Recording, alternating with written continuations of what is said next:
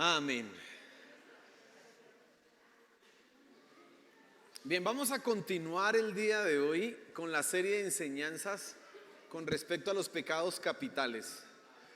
Recuerdan que nosotros iniciamos, ya hablamos de la soberbia, ya hablamos de la ira, ¿cierto? E hicimos la primera parte que tiene que ver con la pereza.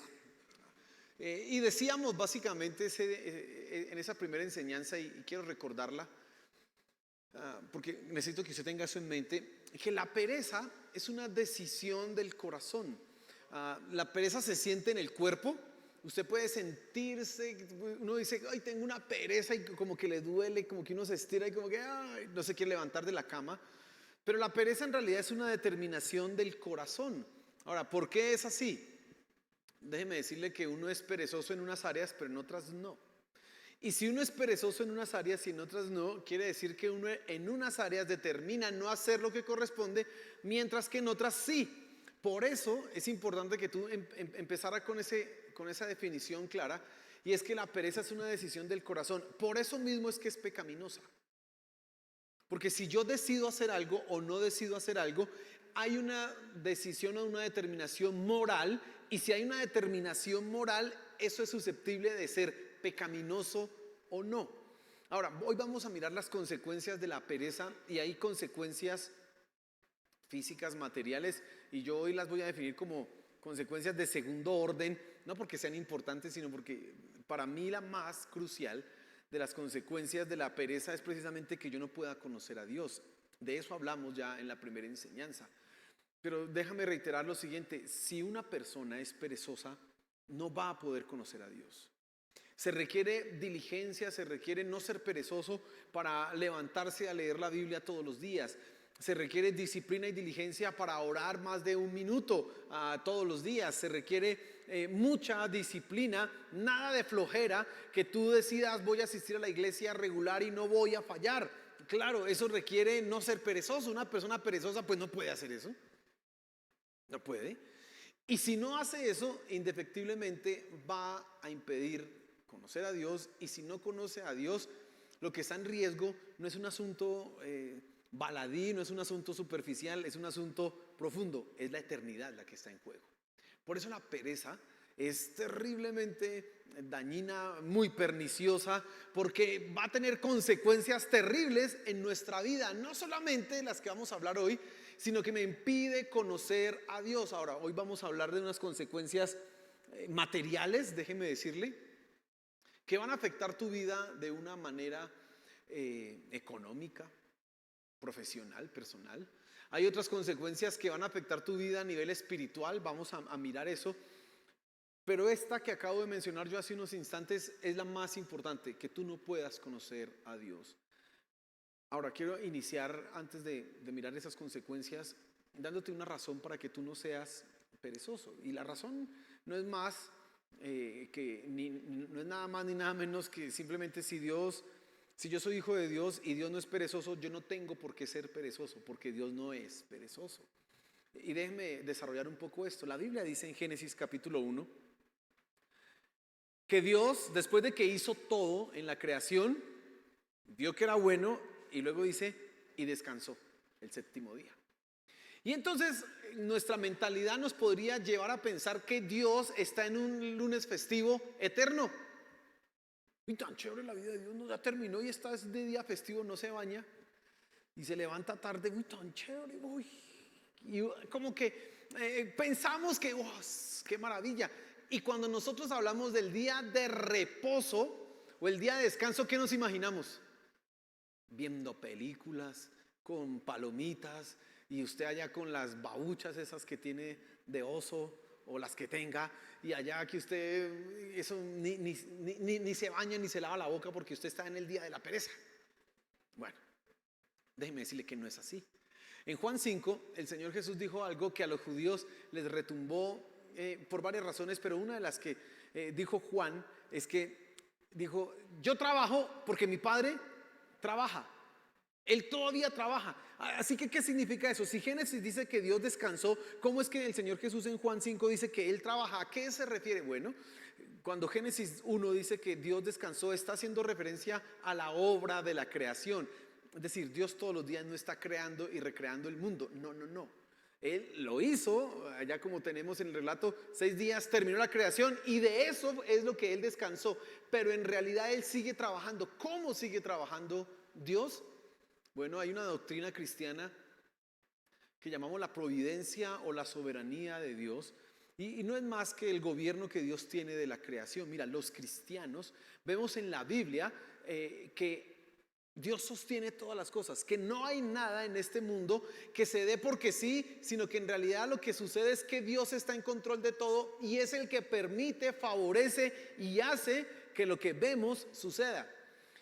En el mundo de la física, de la ciencia, nosotros hablamos de leyes naturales, las leyes de la ciencia, ¿no? Y es una ley porque siempre es así.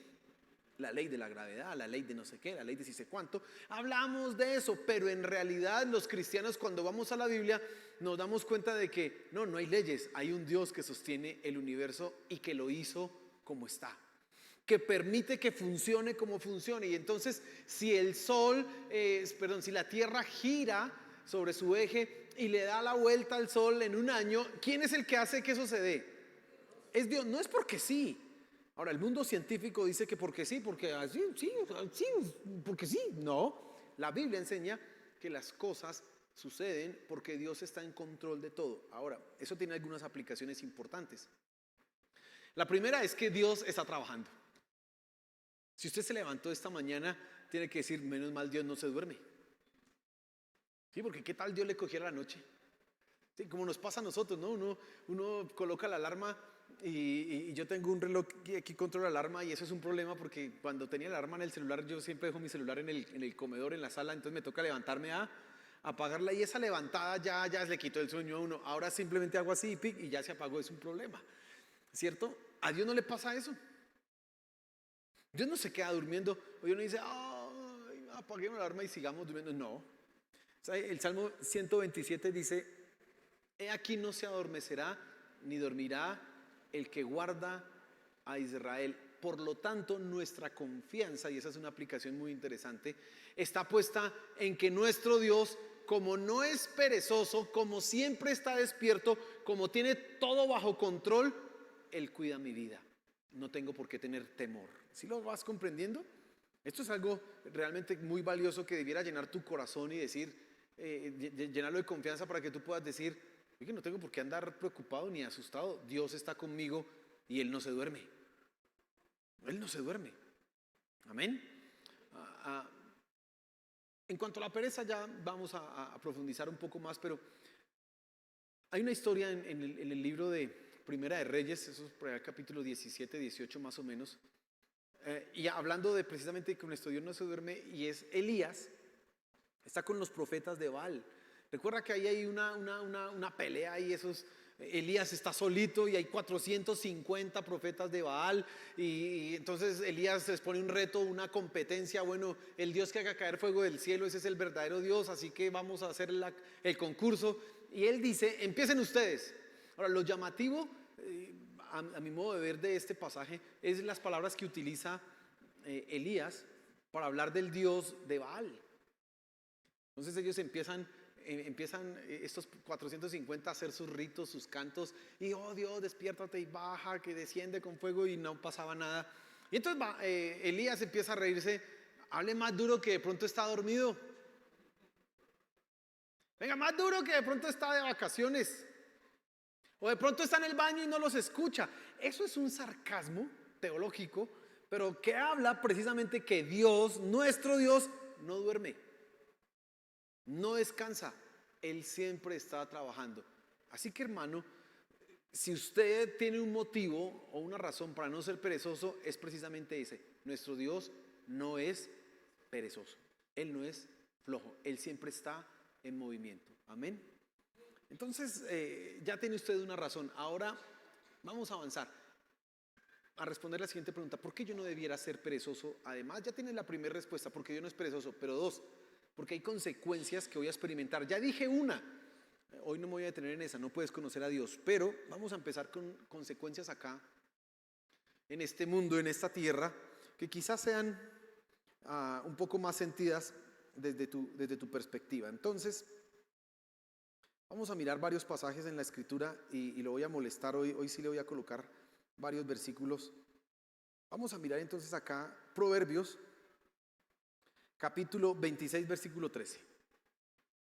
Voy a leer de ahí en adelante, del 13 hasta el 16, y preste mucha atención al pasaje. Dice, el perezoso dice, hay un león en el camino, hay un león en medio de la plaza. Como la puerta gira sobre sus goznes, así da vueltas el perezoso en su cama. El perezoso mete la mano en el plato, pero se fatiga de llevársela a la boca. El perezoso es más sabio ante sus propios ojos que 7 que den una respuesta discreta. La primera consecuencia de la pereza es la autojustificación.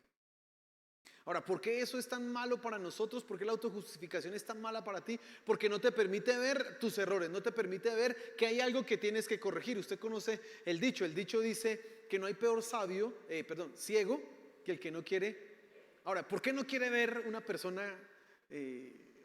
Porque si viendo no ve, ¿por qué no ve si tiene la posibilidad de ver? Perdón la repetidera. Porque cree en sí mismo, acá en su mente y en su corazón, que tiene las respuestas correctas, y aunque otros 5, 6, 20 le digan lo contrario, él está empecinado en que la forma en que él ve las cosas es la correcta. Bueno, la pereza siempre tiene una autojustificación. No hay, bueno, quizás falta por ahí algún conchudo, no falta que diga si yo soy perezoso porque quiero ser y punto, pero normalmente una persona siempre va a colocar una excusa para no hacer lo que tiene que hacer. Miren lo que dice el pasaje. ¿Qué es lo que dice el perezoso? Hay un león en el camino, hay un león en medio de la plaza. Así que él dice, no voy a trabajar. ¿Y por qué no va a trabajar? Porque es que es mucho peligro. ¿Qué tal si lo roban a uno? ¿Se ha visto Transmilenio? Uy, eso roban allá, eso es mejor no trabajar. No, claro, porque él tiene una justificación para no hacerlo. ¿Usted por qué no trabaja? Porque es que nos explotan, y entonces yo no quiero ser explotado por nadie y por eso no trabajo. Eso es una buena justificación, ¿no? Hay un león en medio de la plaza, ¿por qué usted no va a trabajar? Porque es que yo también merezco un descanso. Todos son justificaciones para no hacer lo que corresponde, y el problema es que tú no vas a poder corregir una conducta mientras sigas autojustificándote.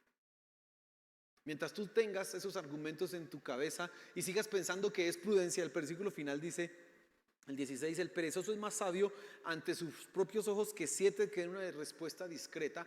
Es que él cree que, por ejemplo, eso de no hay que trabajar porque si no nos explotan, o no hay que trabajar porque el peligro en Transmilenio, o porque el riesgo, ¿usted por qué no se esfuerza en poner un negocio ahí en lugar de estar en la casa viendo series? No, porque es que eso está tan difícil que eso es un riesgo, me toca pagar allí la vacuna de no sé qué, me toca si sé cuánto, no, y eso si los del Tren de Aragua llegan y nos vienen a robar, no, eso es mejor no poner nada. Todas las excusas para no hacer nada, pero cree que eso se llama prudencia, nunca pereza. Él dice, hay que ser sabio, hay que cuidar la salud, ¿no? Es más, puede utilizar la Biblia, ¿es mejor perro vivo que león? Bueno, pues, sí, que mejor, porque él se justifica. Esa es la razón que hay ahí en lo profundo. Ahora, eso es muy peligroso. Es muy peligroso para tu vida, para tu corazón.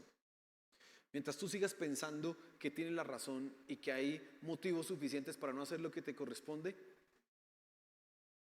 no vas a poder cambiar, no vas a poder corregir. Y esa soberbia, porque eso finalmente es soberbia, recuerda el primer pecado que nosotros estudiamos acá, esa soberbia nunca te va a permitir ser diferente, nunca te va a permitir cambiar. Así que, hermano, en lugar de pensar que es prudencia, en lugar de pensar no es que trabajar tanto y eso uno se enferma y eso le duele y todas esas cosas, más bien diga yo soy un flojo. En lugar de pensar que hay mucho riesgo, diga lo que tengo yo es una flojera terrible, nada más. Amén. Entonces, esa es la primer consecuencia, una autojustificación. Ahora, ¿a qué nos lleva eso? Esto es como una especie de caminito. A la indisciplina. Mire lo que dice el versículo 6 al 9 de Proverbios 6. Ve, mira la hormiga, perezoso. Observa sus caminos y sé sabio. la cual sin tener jefe, ni oficial, ni señor, prepara en el verano su alimento y recoge en la cosecha su sustento. ¿Hasta cuándo, perezoso, estarás acostado? ¿Cuándo te levantarás de tu sueño? Ahora, aquí hay una comparación, como Salomón escribe, coloca un animal, un insecto, la hormiga, que no tiene capacidad volitiva, que no tiene capacidad de determinar, de decisión, no, ella simplemente actúa porque ese es su mecanismo y dice, mire ese animal, usted que tiene una capacidad de razonar, que tiene una capacidad volitiva, que tiene una proyección hacia la eternidad, que es diferente hacia hormiga, fíjese en eso y aprenda. ¿Por qué es lo que hace la hormiga? Dice acá, observa sus caminos y sé sabio, la cual sin tener jefe ni oficial ni señor prepara en el verano su alimento. Lo primero es que ella no necesita un jefe para hacer lo que tiene que hacer. Lo segundo dice acá, recoge la cosecha, prepara en el verano su alimento y en la cosecha su sustento. ¿Sabe cuál es la temporada más difícil para trabajar en el campo? El verano. Cuando usted lo ponen a trabajar en el verano, a pleno sol, vaya en ese terreno, vaya a arar ese terreno, es decir, alistarlo para colocar semilla, vaya luego, póngase a colocar la semilla ahí, es muy difícil porque el sol, el simple sol, ya es una dificultad tremenda, pero la hormiga puede llover, puede caer truenos, rayos, puede suceder lo que suceda, ella todo el tiempo está trabajando. Yo esta mañana decía, no hay temporada de vacaciones para las hormigas, ¿o sí? ¿Dónde ve usted el resort en Melgar para las hormigas? ¿No? Ellas están trabajando constantemente. Mi mamá en la casa, yo no sé qué fue lo que le pasó, pero en la casa de mis papás hay hormigas. Ahora, déjeme decirle, ¿usted sabe lo difícil que es acabar con las hormigas? Mi mamá es una mujer muy aseada, muy juiciosa. Y hay hormigas, no las ha logrado matar, no las ha logrado exterminar, porque todo el tiempo están, trabaje, que trabaje, aunque tenga un enemigo como mi mamá, dispuesta a exterminarlas. Siguen trabajando, pero el perezoso se pone en una situación en que dice, no, estoy en vacaciones, no, mire ese sol, ¿quién va a trabajar con ese sol? Hoy, no. Si no lo mandan, no hace lo que le corresponde hacer. Y la consecuencia de eso es indisciplina. Ahora, la indisciplina es terrible porque, mira, no te va a permitir alcanzar metas, tener logros. No te va a permitir concretar objetivos. Siempre vas a estar deseando y ahorita vamos a mirar eso como que, ay, yo quiero, pero si no tienes la disciplina, pues no lo vas a lograr, no se va a conseguir. Se necesita la disciplina y la constancia para lograr objetivos. Pero hay otra consecuencia de la indisciplina que yo creo que es muy dañina para los creyentes y es la falta de dominio propio. Ahora, ¿qué es dominio propio? Cuando nosotros hablamos de dominio propio o templanza según Gálatas 5, lo vemos como un fruto del Espíritu Santo, pero es un fruto en donde tú y yo tenemos que trabajar. Como fruto del Espíritu Santo quiere decir que yo tengo el poder para decir no a lo que debo decir no. Como disciplina que tú tienes que desarrollar implica que tienes que enseñarle a tu cuerpo que hay cosas que no debe hacer aunque quiera hacerlas. Ejemplo, lavar la loza después de comer. Da como pereza lavarla después de que usted está comiendo porque usted está lleno, como que es la hora de ver, no sé, o mirar las redes o hacer algo y lavar la loza, y si hay una montaña así de platos, usted dice no, todavía no. Su cuerpo como que tiene como le digo, usted la siente en su cuerpo y dice no, yo que voy a lavar eso ahorita. Eso le dice a usted, pero la disciplina dice levántese y lave la loza aunque no quiera. Y eso tiene un beneficio para su vida espiritual. Mire, escuche lo que le voy a decir. ¿Por qué el ayuno es tan importante? ¿Por qué el ayuno en la vida de un cristiano es tan necesario y fundamental? Porque le enseña dominio propio. Cuando uno hace un ayuno, ahora un ayuno de verdad es un ayuno de más de mediodía. ¿Por qué mediodía? Porque usted por mediodía aguanta hambre y ya.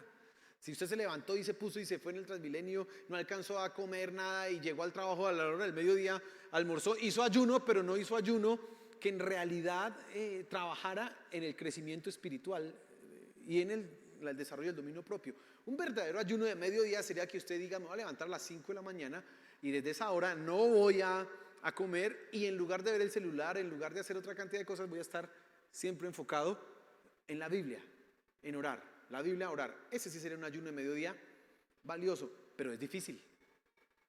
¿Por qué? Porque su cuerpo le dice: vamos a hacer ayuno de mediodía, y usted dice: listo, me levanto a las 11:30 y ya oro media horita y ya, amén. Eso está fácil, ¿cierto? Pero cuando usted dice: voy a hacer un ayuno de 21 días con una sola comida, ya la cosa es diferente. Porque su cuerpo le va a decir: el primer día come. Y usted dice: ay, ve, qué chévere. Pero el tercero, cuarto, quinto día, ya eso empieza aquí como una protesta, como un sindicato aquí a hacerle a usted. Algo, ¿y esto por qué? Y el hambre que tengo. Y entonces empieza el dolor de cabeza o cosas a decirle: y usted, mire, se va a morir, le va a dar una gastritis. Pilas, por favor. Pero si usted dice: espérese un momentico, yo dije 21 días y lo voy a soportar, tú le estás diciendo a tu cuerpo: no es lo que tú quieras, aunque lo deseas, no. ¿Y sabe qué va a pasar? Que cuando venga, por ejemplo, la tentación sexual, usted le va a poder decir no, porque ya su cuerpo está acostumbrado. Pero si usted dice: tengo hambre, y se atiborra de comida, pues cuando llegue la tentación sexual tampoco va a poder decir no, porque inmediatamente va a caer. No tiene dominio de sí mismo. ¿Sí me doy a entender lo que estoy queriendo decirle? Disciplina. Disciplina implica que tú dices: voy a tener que madrugar a leer la Biblia y me toca leerla a las 3:30 de la mañana todos los días, porque si no, no puedo leerla. Disciplínese, hermano, tranquilo, no se va a morir si duerme 5 horas. No se va a morir. Pero sí le está enseñando a su cuerpo: no es lo que usted quiera, sino lo que toca hacer. Y vas a tener victorias en muchas áreas de pecado. Pero si tú eres indulgente contigo mismo, cuando digo indulgente es que sabes lo que tienes que hacer, pero no lo haces porque, ay, pobrecito, tienes conmiseración de ti mismo, pues el pecado te va a dominar, porque ese sí es insistente, es constante, permanente, y te va a dar 3 vueltas porque no tienes dominio propio. Y esa es una de las consecuencias terribles de la pereza, la indisciplina. Entonces fíjese cómo viene esto. Cuando soy perezoso, tengo argumentos para seguir con la pereza. Pero esos argumentos que tengo para seguir con la pereza me hacen indulgente conmigo mismo. No desarrollo disciplina, y si yo no desarrollo disciplina, fácilmente caigo en cualquier clase de pecado. Mire, perdón, me extiendo un poco en esto porque creo que te sirve mucho. ¿Por qué a las personas que tienen un vicio, una adicción, una de las terapias que se les debe establecer es rutinas, hábitos diarios? Porque ellos no las tienen. Ellos son tan indulgentes consigo mismo que cuando sienten deseo de consumir cualquier cosa, sea alcohol, sea marihuana, lo que sea, o pornografía, ellos no son capaces de decir no, sino que inmediatamente tienen el deseo. ¿Qué hacen? ¡Pum! Caen. Cuando tú le colocas disciplinas y hábitos, tienes que trabajar, tienes que cumplir un horario, le estás enseñando dominio propio, le estás enseñando a que su cuerpo tome control de sí mismo. Y ahí es donde muchos fracasan, porque no tienen esa facultad, son perezosos. Disciplina. Tú tienes que trabajar eso en tu vida. Mira, hay una característica con la pereza. Yo soy perezoso en un área, quizás en esta otra no. Pues tienes que trabajar en esa área que eres perezoso. No creas que no eres perezoso porque eres bueno aquí, pero en lo demás no. Tienes que tener todo con la diligencia que se requiere. Tienes que ser consciente de eso. Bueno, ¿hasta aquí está clara la cosa? Seguimos avanzando. Otra consecuencia de la pereza es precisamente la pobreza, la necesidad, la ruina. A nosotros nos han enseñado o hemos escuchado mucho hoy día, que si hay pobres en el mundo es porque los ricos opresores no reparten la plata, porque hay inequidad. Pero la Biblia dice que además de eso, porque sí es cierto que hay opresión, claro, también enseña que la pobreza es causa de la pereza. Mire lo que dice Proverbios 6, versículos 10 y 11. Un poco de dormir, un poco de dormitar, un poco de cruzar las manos para descansar, y vendrá como vagabundo tu pobreza y tu necesidad como un hombre armado. Mire lo que dice ahora el versículo, perdón, Proverbios capítulo 24, versículo 30 en adelante, dice que tiene que ver con la pobreza, porque yo quiero aquí como enmarcar dos cosas: la necesidad, la pobreza y la ruina. Quiero meter eso acá. Mire lo que dice Proverbios 24, 30. Dice: he pasado junto al campo del perezoso y junto a la viña del hombre falto de entendimiento. Y he aquí estaba todo lleno de cardos, su superficie cubierta de ortigas y su cerca de piedras derribada. Cuando lo vi, reflexioné sobre ello, miré y recibí instrucción: un poco de dormir, un poco de dormitar, un poco de cruzar las manos. Y ahora mire cómo dice acá este versículo 34: y llegará tu pobreza como ladrón y tu necesidad como hombre armado. Ahora lo llamativo es vagabundo, pobreza que viene como un vagabundo, aquí como un ladrón, y como hombre armado. ¿Qué está queriendo decir Salomón? Que el perezoso se cruza de manos, como tiene excusas para no hacer nada. Sí, otra de las excusas del perezoso es que yo no tengo el trabajo que me merezco, por eso no me voy a dejar explotar. Y no trabaja. Hasta que no le salga la empresa que lo reconozca como se merece, él no se va a humillar para trabajar. Ay, esas otras cosas. Entonces está con los brazos cruzados, no hace absolutamente nada. Y dice que aparece la pobreza como un vagabundo o como un ladrón. ¿Qué quiere decir el pasaje ahí? Básicamente que tú no sabes cuándo llega el ladrón, pero llega. Como un vagabundo está dando vueltas por ahí y siempre va a llegar, cuando menos lo esperas, a la casa ¿de quién? Del perezoso. Y luego dice como un hombre armado, es decir, como un hombre que viene a conquistar y a decir: aquí voy a tomar posesión. La necesidad, según estos versículos que hemos leído, no solamente es causa de la opresión o de la inequidad, sino también de la pobreza. Perdón, de la pereza. Hay pobres, unos porque son oprimidos, pero una gran mayoría porque son perezosos. Mire, en otro versículo que leíamos anterior, y esto es muy llamativo, dice el pasaje, que el perezoso tiene la mano en el plato de comida y le da pereza llevársela. Eso es gracioso, ¿no? Sí, yo cuando leo ese versículo digo, pues yo, ¿no? ¿A quién le da pereza? A mí no me da pereza esto, este movimiento es fácil. Estos músculos ya los tengo bien ejercitados. Sí, ¿quién le va a dar pereza? Pero lo que el pasaje nos está diciendo es sencillamente esto: el perezoso tiene la comida ahí enfrente, pero ni siquiera hace lo mínimo para alimentarse. Y siempre está necesitado. Siempre está: ay, no tengo, ay, es que no sé qué, ay, es que sí sé cuánto. Y entonces, hermano, hay mucha necesidad y pobreza en este mundo, no solamente porque hay opresión, sino porque hay gente que no quiere trabajar, hay gente que es floja, hay gente que no hace lo mínimo para el sustento de sus necesidades. Pobreza. Y leíamos entonces otro versículo ahí en Proverbios 20, el último pasaje que leíamos, y hablábamos de la ruina, que creo yo que tiene que ver con la necesidad y la pobreza. Mire, ¿qué es la ruina? La ruina básicamente es esta idea de la persona que no hace lo que tiene que hacer y deja que las cosas se vayan dañando y destruyendo poco a poco. ¿Conoce usted gente así? Gente que está la casa muy bonita, la manda a pintar, pero nunca la está manteniendo y sosteniendo, y hay una gotera por aquí y otra por aquí y otra por aquí y otra por allá, y pasan 50 años y nunca se arregló la tal gotera. Y tanto se acostumbró a dormir con la gotera que ya hay un balde muy decorado para la gotera. ¿Pero por qué no la arregla? Eso se llama ruina. Y la ruina es pereza. En ese pasaje que leíamos, dice: pasé por el campo del perezoso, por la viña del perezoso, y estaba lleno de ortigas, estaba lleno de maleza, la cerca estaba derribada, todo estaba destruido por física pereza de no hacer lo que corresponde. Ahora, ¿qué nos pasa a nosotros?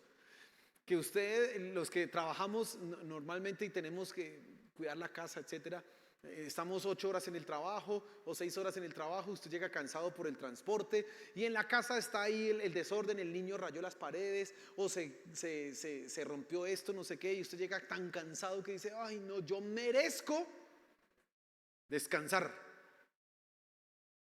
El domingo podría ser, pero como tengo que ir a la iglesia y además eso no, en la tarde merezco descansar. Y el lunes festivo, pues Dios lo hizo también para descansar. No hay tiempo nunca para arreglar eso. Un perezoso se excusa en todo eso para no arreglar lo que tiene que arreglar. Ruina. Y una vez que ella ruina, fácilmente llega otra vez la pobreza, la necesidad, la escasez. ¿Vas comprendiendo lo terrible que es la pereza? Ahora, usted tiene que pensar en este punto es, ¿qué consecuencias no, sino qué justificaciones, perdón, se da usted para no hacer lo que tiene que hacer?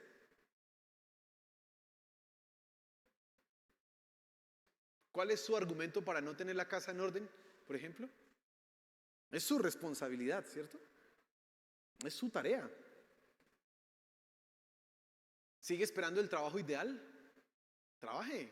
Quizás empiece a trabajar y ahí sí le llegue el trabajo ideal, pero trabaje. Empiece. Muévase. No le eche la culpa a los ricos opresores de que no tiene plata. No, trabaje. Ya si usted trabaja y hay ricos opresores, pues eso es otro asunto y otro día predicaremos de eso. Ahorita estamos hablando de la pereza. Trabaje. Otra consecuencia de la pereza: ilusiones y fantasías. Dice Proverbios 13:4. El alma del perezoso desea, pero nada consigue. Proverbios 21, 25, 26 dice: el deseo del perezoso lo mata porque sus manos rehúsan trabajar todo el día. Codicia, mientras el justo da y nada retiene. ¿Sabe qué otra característica de los perezosos? Que son buenos para echar cuentos. Son buenos para hablar de proyectos empresariales. Son buenos para, eso sí le creen a esos cuentos raros de negocios en donde usted se hace rico de la noche a la mañana solo viendo videos uy, mire, usted se mete aquí, invierta y eso, usted se acuesta a dormir y ya al otro día se levanta y tiene harta plata. Ellos son buenos para eso. Ellos son buenos para hacer casas en el aire. Ellos son buenos para escribir poesía, pero no para trabajar. Ahora, ¿hay un problema en soñar? No. Créame que Dios ha colocado en nosotros la creatividad y también la fantasía y el deseo de lograr y alcanzar metas. Pero si nos quedamos solo soñando, pero si solo hablas, pero si no produces. Mire, aquí yo le hablo a los caballeros, a los hombres. Hermano, trabaje. Dios le da a usted una capacidad argumentativa, discursiva, tiene usted una prosa y una capacidad de enredar con todas las fantasías y sueños que puede alcanzar, pero limítese a trabajar. Trabaje, hermano. Produzca.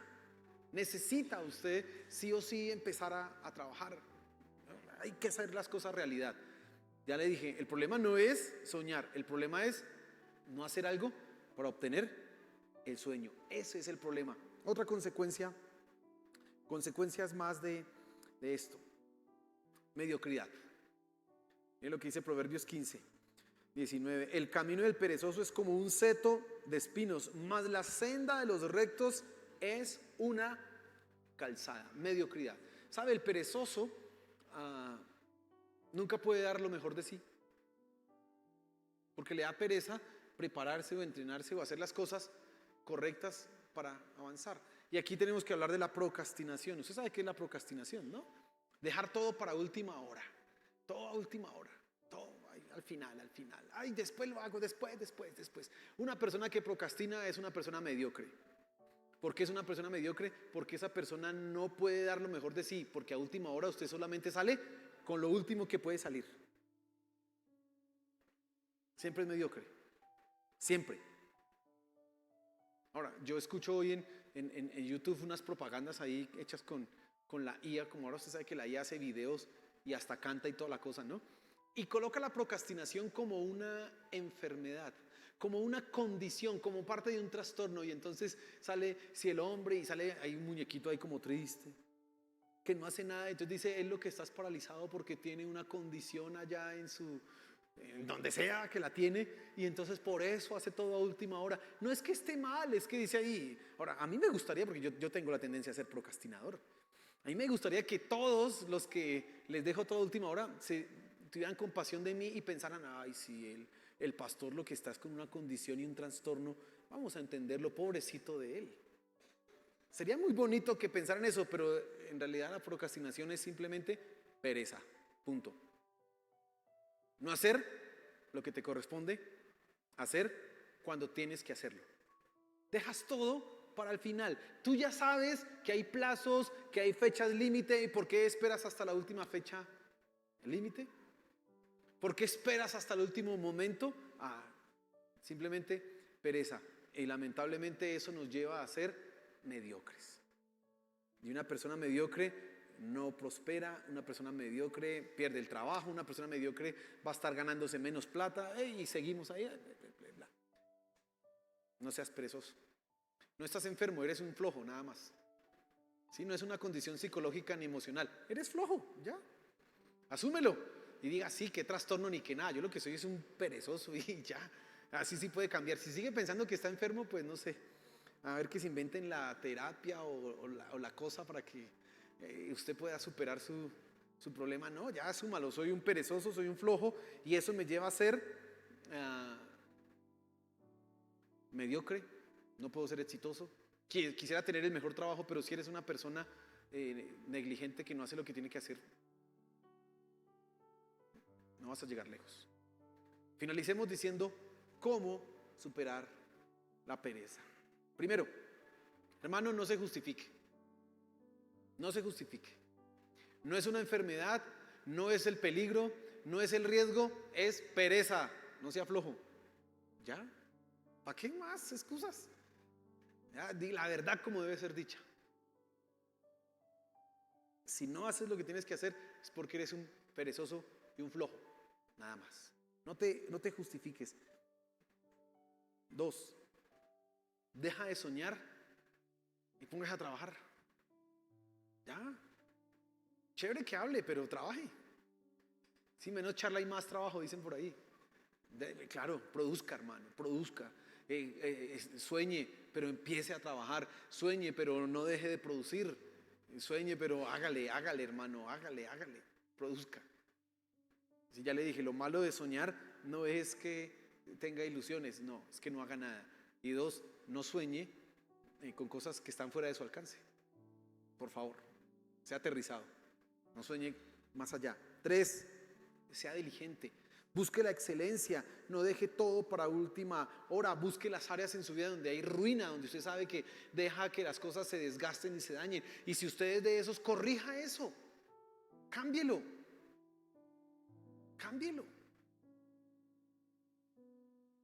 Ponga disciplina, disciplínese a usted mismo. Yo no puedo permitir que esto sea de esta manera, no puedo permitirme que funcione de esta forma, no, yo voy a disciplinarme. Mire, yo les cuento personalmente, yo lavo la loza en mi casa, ¿no?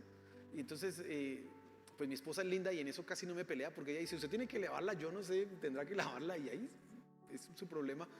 Pero como yo le digo que yo soy procrastinador, la lavo después. Ay, más tarde. ¿Más tarde? Después uno, y tengo que hacer esto, ya no alcancé a lavar la loza, no, sé diligente, hazlo cuando toca hacerlo, hazlo ya. Se levantó de comer, pues vaya y lave la loza y de una vez, ¿cómo se llama eso? Lave la estufa, déjela limpia, ya. ¿Para qué esperar? Ya, sea diligente. Y 4 consejo, disciplínese. Haga las cosas aunque sea difícil, no se dé licencias. Crezca, no solamente para dejar la pereza, sino porque usted está trabajando además en su vida espiritual. Está trabajando en hacer las cosas cuando corresponde. Está trabajando en algo que usted piensa que no le va a ayudar, pero sí, cuando usted tiene disciplinas, muchos otros pecados va a ser más fácil dominarlos. Amén. ¿Todo claro? Bueno, oremos. Póngase en pie, por favor.